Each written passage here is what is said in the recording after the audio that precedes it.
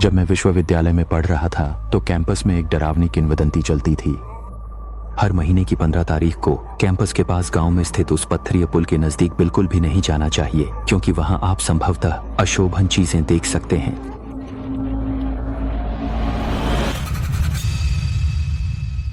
2004 में, उस साल मैं 18 साल का हुआ था और जियांगसू के एक विश्वविद्यालय में प्रथम वर्ष का छात्र था। विद्यालय का स्थान काफी दूरस्थ था, शहरी क्षेत्र से काफी दूर। आसपास ज्यादातर कुछ गांव हैं, फिर भी उस समय शहरीकरण के निर्माण का दौर चल रहा था।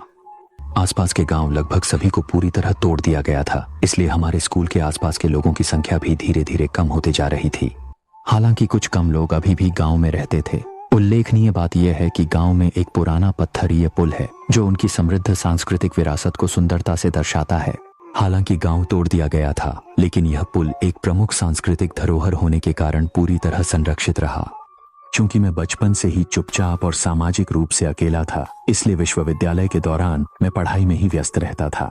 नए सत्र के पहले महीने में सब कुछ बहुत सुचारू रूप से चल रहा था, लेकिन तीसरे महीने में अचानक कुछ अजीबोगरीब घटनाएं धीरे धीरे होने लगीं। ये घटनाएं आज तक मुझे पूरी तरह से समझ नहीं आती और अक्सर इनके कारण मुझे अत्यधिक डर भी लगने लगता है। एक सप्ताहांत में मैंने इन मामलों पर गहराई से विचार करने का निर्णय लिया। मैंने मजबूरी में अपने रूममेट के निमंत्रण को स्वीकार किया और हिम्मत जुटाकर उनके एक शराब जमावड़ में भाग लिया। समारोह का स्थान गांव के पास एक होटल में था। सच कहूं तो होटल काफी अच्छा था, लेकिन मुझे जो परेशानी हुई वह यह है कि विद्यालय लौटने का रास्ता सुविधाजनक नहीं था, क्योंकि मुझे उस पैसे वाले गांव से गुजरना पड़ रहा था।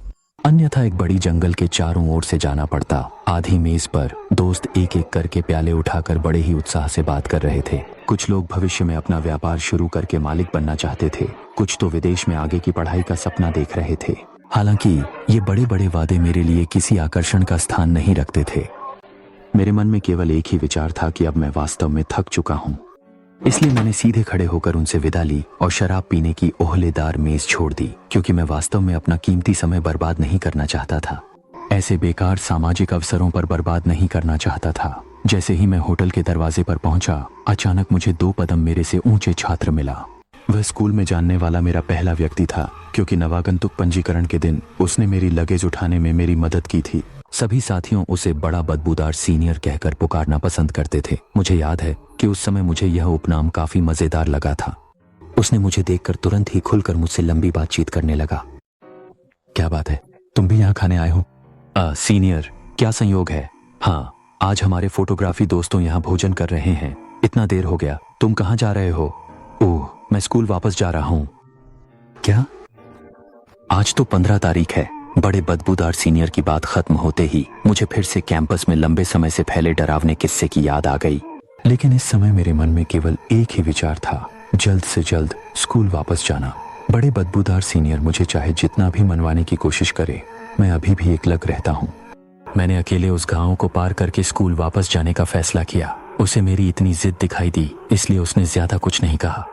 अंततः केवल मैंने नाखुशी से स्कूल वापस जाने का फैसला किया। वह तो बस एक बहुत ही साधारण गांव था। इतनी सारी अजीब चीजें कहां से आएंगी? मैं शिकायत करते हुए अपनी चाल तेज कर रहा था। क्यों ना तुम निर्देशक से छुट्टी ले लो? बड़े बदबूदार सीनियर, तुम सिर्फ मुझे समझाने की कोशिश कर रहे हो, लेकिन मैं नहीं सुनना चाहता। मुझे बस जल्दी से गांव पार करना है। थोड़ी देर में हम गांव के पास पहुंच गए।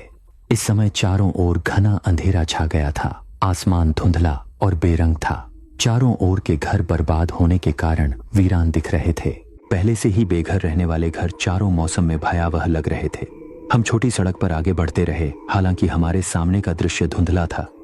मैं धुंधली में गांव के केंद्र में स्थित पत्थर के पुल पहचान सकता था, जो हमारे लिए अब अधिक दूर नहीं था, जैसा कि सही निकला। कुछ और चलते ही वह पत्थर का पुल हमारे सामने स्पष्ट रूप से आ गया। यह पुल लंबा नहीं था, जिसे पार करने में अधिकतम आधा मिनट का समय लगता था, लेकिन आज रात पुल के सिर पर एक घना कुहासा छाया हुआ था, जो इसे विशेष रूप से रहस्यमय बना रहा था। मैंने थोड़ी देर के लिए हिचकिचाया, फिर अंततः मैंने कदम बढ़ाए और उस पर चढ़ गया। जैसे ही मैंने 2 कदम चलाए, हम अचानक रुक गए, वहीं खड़े रह गए, क्योंकि उस घने कुहासे की गहराई में एक धुंधला सफेद आकार धीरे धीरे उभर कर आता दिखाई दिया। दाच और परवरिश ने अपनी आवाज को धीरे धीरे कम करते हुए मेरे सामने शांति से मुझसे पूछा, वह क्या है? उस समय मैं अभी भी सोच रहा था, क्या यह व्यक्ति भी हमारे साथी तो नहीं, लेकिन मैंने तुरंत इस विचार को खारिज कर दिया, क्योंकि सामान्य व्यक्ति के लिए पूर्णतः सफेद अर्धपारदर्शी अवस्था में होना असंभव है। ठीक उसी समय जब हम सभी हैरान थे, वह सफेद आकृति ने अचानक ऐसा काम किया जिससे हम सभी चौंक गए। उसने पत्थर के पुल से कूदकर नीचे गिर गया। हमें यह जानना चाहिए कि पुल के नीचे एक गहरा नदी है और सामान्यतः यह कहा जाता है कि अगर कोई व्यक्ति नीचे गिर जाएगा तो पानी का एक बड़ा छींटा उछलेगा। हालांकि भयावह रूप से उस समय नदी की शांत सतह पर एक भी लहर नहीं थी, जिससे सभी को अत्यधिक डर महसूस हो रहा था। हम उस समय वास्तव में डर गए थे। दाचो परवरिश ने मेरा कपड़ा पकड़ लिया और बिना कुछ कहे दौड़ना शुरू कर दिया। पीछे मुड़े बिना पूरे रास्ते वापस रेस्तरां दौड़ गए। उस रात मैंने दाचो परवरिश के आदेश का पालन किया, उसकी मार्गदर्शक से छुट्टी ली और बाहर रात बिताई। बाद की घटनाओं के बारे में मुझे दाचो परवरिश के करीबी दोस्तों से या उनके रूममेट से पता चला कि दाचो परवरिश उस घटना के बाद काफी बदल गया था। लगातार एक हफ्ते तक बुरे सपने देखने लगे। सपनों में हमेशा एक सफेद आकृति पुल के सिर पर चुपचाप उन्हें देखती रहती थी।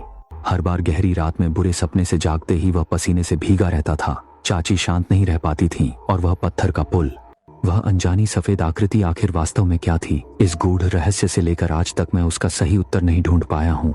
शायद यह हमारे दिलों में हमेशा के लिए एक अनसुलझा रहस्य बनकर रह जाएगा।